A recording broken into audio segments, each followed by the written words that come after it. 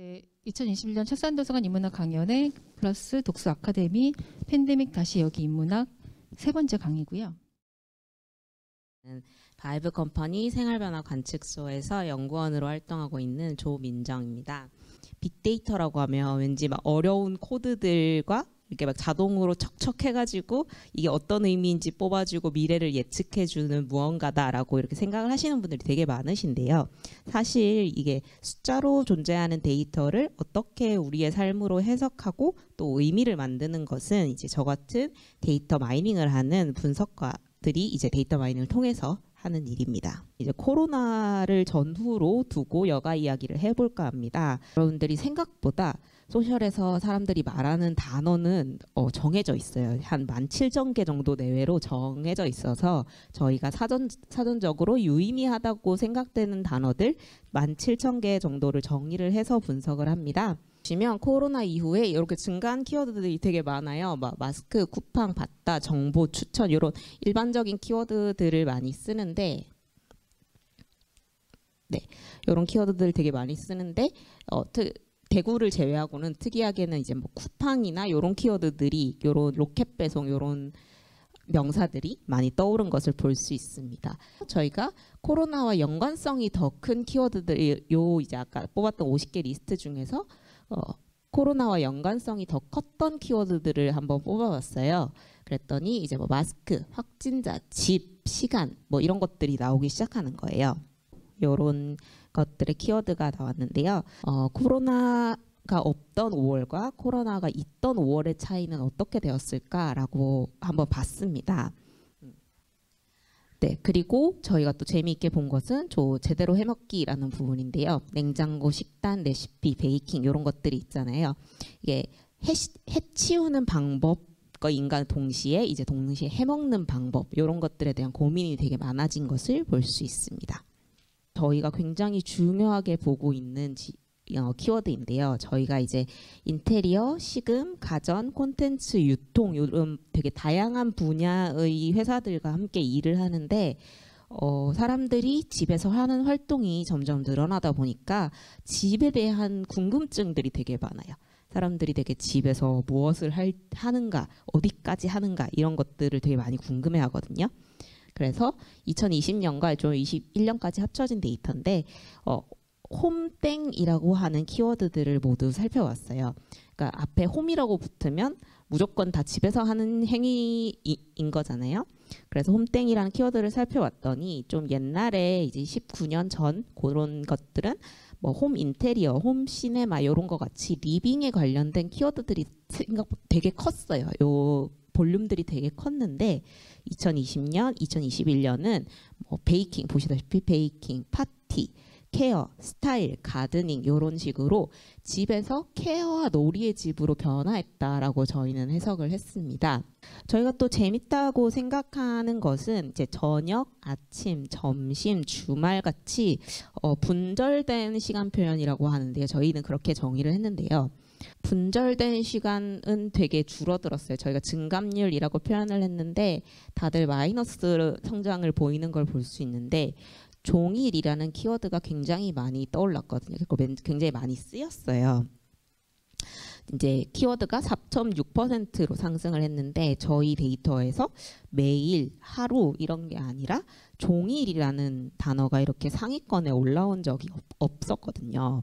네, 그래서 이게 되게 이례적인 일인데 이제 맛집, 분위기, 인테리어, 데이트, 취향 같은 여가나 감성적인 단어들은 되게 많이 하락을 했고요. 이쪽에서 보시면 여기서 이제 퀴즈를 하나 드리자면 인스타그램에서 제주 여행 해시태그와 가장 많이 언급되는 색은 무엇일까요? 이게 뭐 바다의 파란색일 수도 있고 이제 한라산의 초록색일 수도 있고 뭐 한라봉의 오렌지색일 수도 있고 이제 다양하잖아요. 그러니까 어떤 색일 것 같으세요? 바로 이제 푸른색인데요. 저희가 이 퀴즈를 그냥 낸 것이 아니라 이제 데이터로 확인된 되게 재미있는 사실이에요. 서울 여행의 색을 보면 완전 달라요. 서울 여행에 대한 해시태그가 한 90만 건, 지금은 한 100만 건을 좀 넘었을 텐데요. 이제 함께 나오는 색상은 화이트, 블랙, 그레이 같은 되게 모노톤의 색상들입니다. 그래서 서울에 여행을 와서 느끼는 것들은 이제 흑백의 고층 건물들, 뭐 회색빛 풍경 같은 것이 되게 인상에 남는 거죠. 사진만 봐도 약간 도시적이고 건물이 나오고, 그리고 이제 뭐 야경 중심 이런 것들로 이야기를 하는 것을 볼 수 있습니다. 서울에도 한강이 있는데 파란색보다는 회색이 먼저 보이는 도시다라고 할 수도 있겠네요. 도시들이 약간 각자 색상을 갖고 있듯이 이런 여가 장소들은 되게 특정하고 독특한 씬들을 하나씩 갖고 있어야지 기억에 되게 많이 남아요. 이게 국내외를 구분하지 않고 지방 사람이건 뭐 중국 사람이건 일본 사람이건 서울 여행을 온 사람들은 별마당 도서관에서 이 큰 도서관 모양, 요 삼각형 모양 있잖아요. 네, 요거를 찍는 씬을 만들어내는 거예요. 소비자들이 직관적으로 이제 알게 되는 거죠. 여기는 사진 찍는 스팟이다. 여기는 사진을 찍을 각이다. 네. 그래서 이제 저희는 이것을 이제 브랜드 고유의 시그니처 씬이라고 부르는데요. 그래서 저희가 브랜드를 진단하는 첫 번째 방법도 이런 이제 시그니처 씬 같은 거를 너네가 갖고 있니?라고 먼저 질문부터 시작을 하는 편입니다. 그래서 저희가 이제 1000장을 샘플링을 해서 545개의 디텍션을 했더니 이 아난티코브라는 호텔에는 뷰랑 객실이랑 건물이 되게 중요하더라라는 것들을 보여줬었어요. 그래서 여가 공간으로서 호텔도 한번 볼 건데 이런 식으로 그 이렇게 4가지 호텔을 저희가 한번 비교를 해봤거든요. 뭐 우리 호텔은 뷰를 많이 찍어 아니면 객실을 많이 찍어 뭐 이런 식으로 많이 보여요. 네, 제가 생각하는 빅데이터, 소셜 빅데이터의 장점은 이제 통계청 같은 데서 볼 수 없는 되게 사람들의 생생한 데이터 이런 것들을 보고 나의 인사이트를 발굴할 수 있다는 것인데요.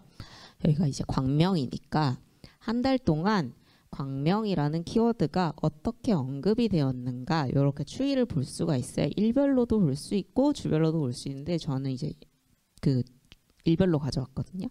그래서 이렇게 하다가 갑자기 이제 2,500건으로 확 뛰는 순간들이 있거든요.